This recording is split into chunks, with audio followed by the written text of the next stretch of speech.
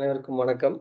நம்ம அதிகாரத்தை அடைய 48 விதிகள் அப்படிங்கிற புத்தகத்தோட புக் ரிவ்யூ பார்த்துட்ருக்கோம். இன்னைக்கு விதி 16. தலைப்பு வெளியே தலை காட்டாதீர்கள். உங்கள் மதிப்பும் மரியாதையும் கூடும் அப்படின்னு சொல்றாங்க. மார்க்கெட்ல சாதாரணமாக, தாராளமாக கிடைக்கும் பொருளின் விலை சரியும் அப்படின்னு சொல்லி எக்ஸாம்பிள் சொல்றாங்க. நீங்கள் அதிகமாக வெளியே தலை காட்டினாலும், அதிகம் பேசினாலும் சாதாரண ஆசாமியாக பெரும்பாலும் தோன்றுவீர்கள். நீங்கள் ஏற்கனவே ஒரு குழுவில் நிலை பெற்றுவிட்டால் தற்காலிகமாக அதிலிருந்து விலகி இருங்கள். அதனால் அக்குழுவினர் அதனை பற்றி அதிகம் பேசுவார்கள், இன்னும் அதிகமாகவே பாராட்டுவார்கள். ஒரு இடத்தை விட்டு எப்போது போவது என்று நீங்கள் தெரிந்து கொள்ள வேண்டும். பற்றாக்குறையின் மூலம் மதிப்பை உருவாக்குங்கள். இந்த உலகில் எல்லா பொருள்களும் அவை கண் முன்னால் இருப்பதையோ இல்லாததையோ சார்ந்திருக்கின்றன. நீங்கள் பலர் பார்வையில் வலிமையுடன் இருந்தால் அதிகாரமும் கவனமும் தேடி வரும் அப்படிங்கிறது. இதுல சொல்ற விஷயம் என்ன அப்படின்னா, சரியான நேரத்தில் மக்களின் பார்வையிலிருந்து விலகிச் செல்ல நீங்கள் கற்க வேண்டும். அவர்கள் என்ன செய்கிறோம் என்ற உணர்வு இல்லாமலே உங்களை வெளியே தள்ளிவிடும் முன்னால் அப்படிங்கிறது. இப்ப எந்த ஒரு பொருளுக்குமே டிமாண்ட் அண்ட் சப்ளை. இப்போ ரீசெண்டாக பார்த்தீங்கன்னா, நமக்கு கேஸ் தட்டுப்பாடு அப்படின்னு வரும்போது அதனுடைய இம்பார்ட்டன்ஸ் என்ன அப்படிங்கிறத நம்ம தெரிஞ்சுக்கிறோம். இது நம்ம சாதாரணமாக கிடைக்கும்போது இஷ்டத்துக்கு பற்ற வச்சு எரிச்சிட்டு இருந்திருக்கோம். ஸோ டிமாண்ட் அப்படிங்கிறத லா ஆஃப் ஷார்ட்டேஜ் அப்படிங்கிறதன் மூலமாக அந்த மதிப்பை உருவாக்குங்க அப்படின்னு சொல்கிறாரு. இந்த விதியின் உண்மையை காதலோட கம்பேர் பண்ணுறாரு.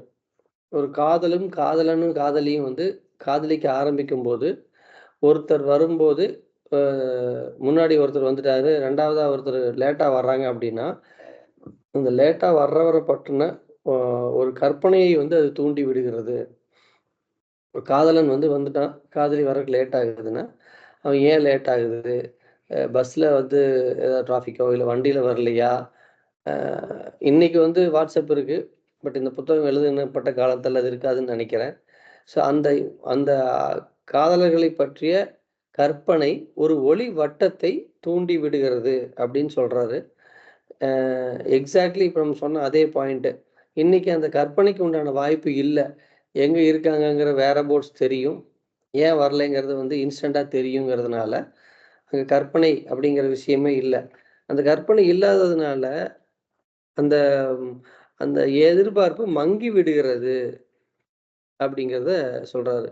இதனை தவிக்க விட உங்கள் வருகைக்காக மற்றவர் பட்டினி கிடக்கும்படி செய்யும் சூழ்நிலை இருக்க வேண்டும்ங்கிறாரு. இன்னைக்கு அதுக்கு உண்டான வாய்ப்பு மிக குறைவா இருக்கிறதுனால, நமக்கு இந்த லவ் எக்ஸாம்பிள் மேட்ச் ஆகல. பட் இருந்தாலும் அத நம்மளால உணர முடியும்.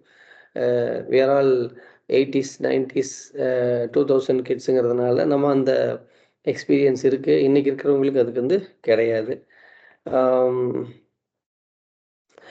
நம்ம ஒரு மாவீரன் நெப்போலியன் பத்தி தெரிஞ்சிருக்கோம். நெப்போலியன் இத சரியா கையாண்டிருக்காரு அப்படின்னு ஒரு எக்ஸாம்பிள் சொல்றாங்க. என்னன்னா, நாடக அரங்கில் அந்த காலத்துல நாடகங்கள் தான்.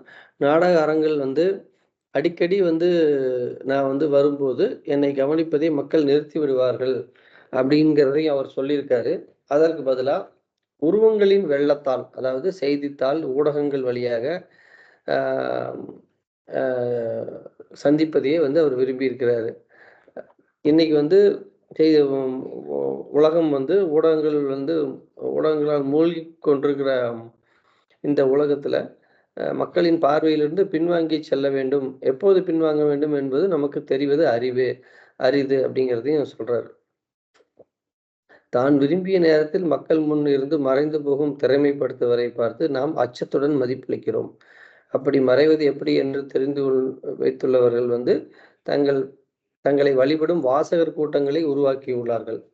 இப்போ ரீசென்ட் எக்ஸாம்பிள் பார்த்தீங்கன்னா, நம்ம நடிகர் விஜய சொல்லலாம்.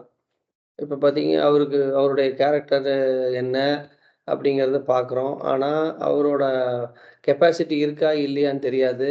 ஆனா, அவருடைய அந்த மாயை ஒரு மிகப்பெரிய கூட்டத்த உருவாக்குது. இந்த வாரம் முழுக்க பார்த்தீங்கன்னா, அவருடைய பர்சனல் லைஃப்ப பேசிக்கிட்டு இருக்காங்க. ஆனா அடுத்த வாரம் அவர் ஒரு ஈவென்ட்டுக்கு வராருன்னா, ஏற்கனவே வந்தத விட கூட்டம் கூட தான் வரும். ஸோ இது வந்து ஒரு நெகட்டிவ் பப்ளிசிட்டியா தான் நான் பார்க்குறேன். ஸோ இந்த எக்ஸாம்பிளுக்கு வந்து அது சரியா பொருந்துது. அன்றாட வாழ்க்கையின் பக்கமாக இந்த விதியின் மற்றொரு பகுதி இருக்கிறது. ஆனால் இவ்விதி உண்மைக்கு மேலும் நன்றாக செயல் விளக்கம் தருகிறது. இந்த ப்ராடக்ட் பொருளியல், அதாவது இப்ப நான் எக்ஸாம்பிளா சொன்ன கேஸ் எக்ஸாம்பிள் தான். பொருளியல்ல வந்து பற்றாக்குறை விதி என்பது சந்தையிலிருந்து ஒரு பொருளை விலக்கிக் கொள்வதன் மூலம் அதற்கு உடனடி மதிப்பை உருவாக்குகிறீர்கள் அப்படிங்கிறது.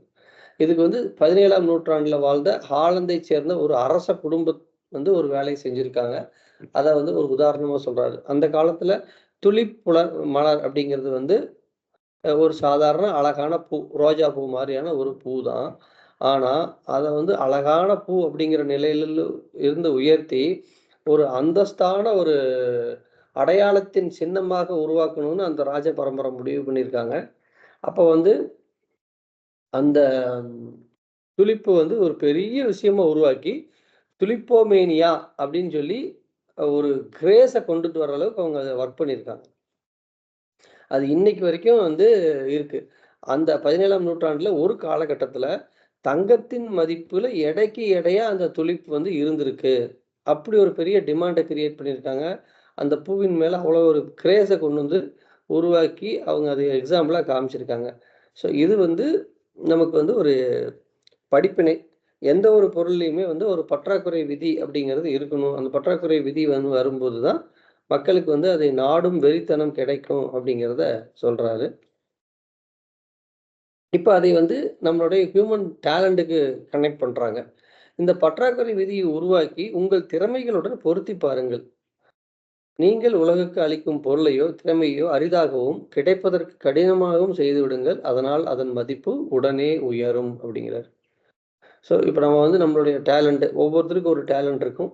அந்த டேலண்ட்ட எப்ப வேணாலும் அவைலபிள் அப்படின்னு நீங்க சொல்லாதீங்க அப்படின்னு சொல்றாரு. அதிகாரத்தில் இருப்பவர்கள் தங்களை மக்கள் வரவேற்ற காலத்தை மீறி தங்கிவிடும்போது, நாம் அவர்களை பார்த்து அலுத்து விடுகிறோம். அதனை வேறு விதமாக சொல்வதென்றால், அவர்கள் நிலை தற்போது மோசம் எனக் காண்கின்றோம். எப்படி என்றால், முந்தைய அந்தஸ்தை தற்போது நிலையுடன் ஒப்பிடுவது தவிர்க்க இயலாது. ஒரு அரசாங்கத்தில ஒரு பதவியில இருக்கக்கூடிய ஒரு மனிதர், சரியான நேரத்தில அ அவர் அந்த ஓய்வு எடுக்கலைன்னா, மீதம் இருக்கக்கூடிய காலகட்டங்கள்ல அவர் வந்து வாழ்க்கை வந்து ஒரு மிக சிரமமான நிலைமையிலும், அல்லது ஒரு முக்கியமற்ற தன்மையிலும் வாழ்வத நம்ம பார்த்துருக்கோம் அப்படிங்கிறத சொல்றாரு. இந்த எக்ஸாம்பிள் அ முக்கால்வாசி அரசியல்வாதிகளுக்கு நமக்கு பொருந்தும். மக்களை எப்போது அணுகலாம் என்ற வாய்ப்பினை மிக அதிகமாக கொடுத்துவிட்டால், உங்களைச் சுற்றி நீங்க உருவாக்கிய அதிகார ஒளி வட்டம் தானாகவே மங்கிவிடும் அப்படிங்கிறது. ஸோ, இதுல வந்து அ ஒரு எக்ஸாம்பிள் சொல்லி முடிக்கிறாரு. ஒரு ஒட்டகம் அன்று மிதக்கும் குச்சி அப்படின்னு சொல்லியிருக்காரு. உலகத்துல வந்து ஒட்டகத்த முதல் முதல் பார்த்த மனிதன் வந்து, ஒட்டகத்துடைய உயரத்தையும், அதனுடைய உருவத்தையும் பார்த்து பயந்து ஓடிட்டான். 2வதா பார்த்த மனுஷன் வந்து, அ அத பார்த்து பயப்படாம, கொஞ்சம் பக்கத்துல போய் பார்த்துருக்கான். அப்ப அது வந்து ஒரு சாதுவான, ஒரு அமைதியான ஒரு மிருகம். அது வந்து எந்தவித பிரச்சனையும் உருவாக்காது அப்படிங்கிறத அவன் தெரிஞ்சுக்கிட்டான். 3வதா வந்து போனவன் வந்து, அதனை துணிச்சலோட அதனோட தலைய சுத்தி ஒரு கயித்த போட்டு கட்டி, அத அடக்கி கூட்டிட்டு போயிருக்கான். ஸோ இது வந்து வாழ்க்கையில வந்து பழக பழக எந்த ஒரு பொருளும் மூர்க்கத்தனம் குறைந்ததாகிவிடும். முதலில் பார்க்கும்போது பயங்கரமானதாகவோ, இயற்கைக்கு மீறியதாகவோ காணப்படும் ஒன்று, நம் கண்களின் சூழலுக்கு பழக்கப்பட்டு விட்டால் மிகவும் சாதாரணமாகிவிடும் அப்படின்னு சொல்லி முடிக்கிறார். இதுக்கு இன்னொரு எக்ஸாம்பிள் என்ன அப்டின்னா, ஒரு கப்பல் வந்து போயிட்டுருக்காங்க. அந்த கப்பல் வந்து உடைஞ்சு எல்லாரும், ஒரு சிலர் இறந்துர்றாங்க. ஒரு சிலர் ஒரு தீவுல போய் செட்டில் ஆயிடுறாங்க. அப்போ வந்து ஒரு குறிப்பிட்ட பகுதி பீப்பிள வந்து தீவுல வந்து பாதுகாப்புக்கு போடுறாங்க. ஒரு சிலர் வந்து தீவுல வந்து வேற ஏதாவது கப்பல் வருதா அப்படின்னு சொல்லி பார்க்கறக்கு ஒரு அ ஆட்கள நியமிச்சர்றாங்க. அப்ப அந்த பார்த்துக்கிட்டு இருக்கிறவங்க வந்து ஒரு திடீர்னு பார்த்தீங்கன்னா, ஒரு சத்தத்த ஏற்படுத்துறாங்க. ஓ! மிகப்பெரிய ஒரு பாய்மர கப்பல் வருது. வலிமையான போர்க்கப்பலா இருக்கு அப்படின்னு சொல்லி கத்துறான். அப்புறம் ஒரு கொஞ்சம் கிட்ட கிட்ட வர வர பார்த்தீங்கன்னா, அது ஒரு சிப்ப படகு, ஒரு பரிசல் மாரி இருக்கு அப்படின்னு சொல்றாங்க. இன்னும் கொஞ்சம் கிட்ட வரும்போது பார்த்தீங்கன்னா, ச்சே! இது வந்து மேல கீழயும் ஆடிட்டு வர்ற சில குச்சிகள் தான் வந்திருக்கு அப்படின்னு சொல்றாங்க. ஸோ, இந்த குச்சிகள் அப்படிங்கிறது வந்து பார்த்தீங்கன்னா, தூரத்திலிருந்து பார்க்கறதுக்கு கப்பல் மாரி தெரியிற விஷயங்கள். கிட்ட வரும்போது படகாவும், ரொம்ப கிட்ட வரும்போது ஒரு குச்சியாவும் தெரியறத எக்ஸாம்பிளா எடுத்திருக்காங்க. இத படிக்கும்போது மிகப்பெரிய ஒரு நெறைய எக்ஸாம்பிள்ஸ் வந்து எனக்குள்ள இது ஓடுச்சு. எத்தனையோ விஷயங்கள நம்ம இப்படி பார்த்துருக்கோம். அப்படிங்கிறதும் ஓடுச்சு. எத்தனையோ விஷயங்கள் வந்து நம்ம இதுக்கு நேர் ஆப்போசிட்டாகவும் நமக்கு நடந்திருக்கு. நம்மள வந்து ஒரு சாதாரண ஒரு குச்சி தானே அப்படின்னு நெனச்சவங்க, இப்ப இல்ல, இல்ல இது படகு அப்படின்னு பார்த்துருப்பாங்க. இல்ல, இல்ல இது வந்து ஒரு வலிமையான கப்பலா இருக்கு. இது நம்மனால பண்றதுக்கு சிரமமா இருக்கு அப்படிங்கிறதையும் நான் வந்து இத ரியலைஸ் பண்ணியிருக்கேன். இந்த எக்ஸாம்பிள் வந்து 2 சைட்லயுமே வந்து எனக்கு பொருந்துச்சு. இத இன்னொரு எக்ஸாம்பிள்ல சொல்றாரு. சூரியன் நமக்கு வந்து வெயில் அடிக்கும். வெயில் வந்து நமக்கு ரொம்ப சுட்டெரிக்குது. ஐயோ! வெயில் தாங்க முடியல அப்படின்னு சொல்லி நம்ம பேசுறோம். இதே நேரத்துல ஒரு 6, 7 நாட்கள் தொடர்ந்து மழை பெஞ்சுட்டே இருந்தா, சூரியன் வராதா அப்படின்னு மக்கள் ஏங்குவாங்க. ஏன்னா ஒரு வெயில் அ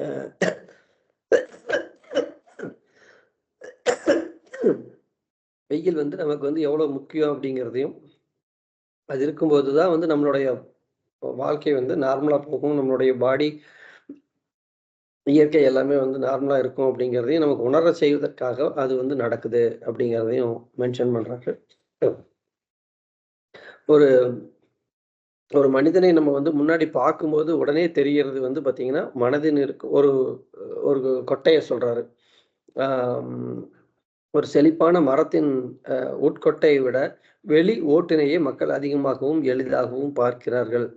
மிகவும் தனித்திறன் வாய்ந்த மேதை கூட ஓய்வு பெறும் உத்தியை கையாள்கிறார். அப்பொழுதுதான் பிறரை கவனிக்க அவருக்கு வாய்ப்பு கிடைக்கும். அப்படின்னு சொல்லி முடிக்கிறாரு. ஆம். ஸோ இதனோட இந்த விதி எண் 16 முடியுது. நன்றி.